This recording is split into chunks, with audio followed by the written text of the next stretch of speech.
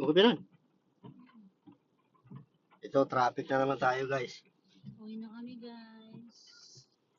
Guys, please subscribe my channel and share. Pindutin mo yung notification bell para updated kayo sa upload natin dito sa Pilipinas. Bukas na tayo mamimigay. Bukas na tayo mamimigay, guys, ng tahong, isang sako.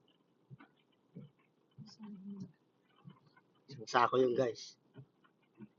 60 kilos. So, 60 kilos, 60 kilos. siguro mga Hindi kasi 60 kilos. nasa 50 ka tao yun dun eh. 50 ka residente.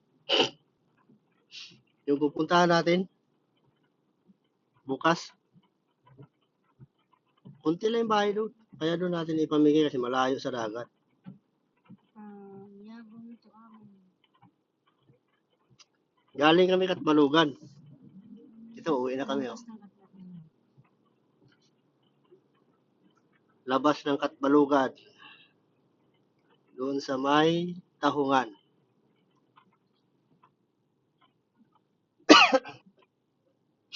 Kaya sure, bukas na tayo mamigay. Kasi gabihin na tayo.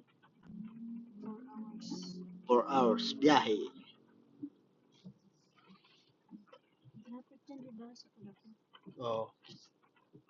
Baka dito tayo matingga. 30 minutes. Sarap sa bakasyon ano guys. Pag marami tayong budget. Panigala lang. Siguro mga next week. Pupunta tayo sa ating mission. Yung farm natin. Ayun yung ating main content. Yung farming. Hulog ka dyan, no? Tatanim tayo ng pagkain ng hayop. 3 hectares. Tataniman natin.